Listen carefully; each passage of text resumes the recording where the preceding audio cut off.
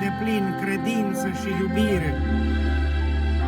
Comoara Harului frumos ne dă o nouă viață, ne dă frumusețea lui Hristos și în adevăr ne învață.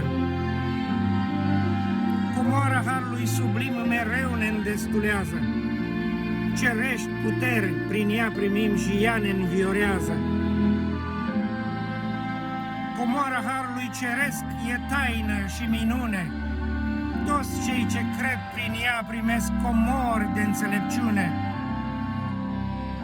Comoara Harului slăvit, în vecie nesfârșită, prin ea trăim și vom trăi vecia fericită. Amin.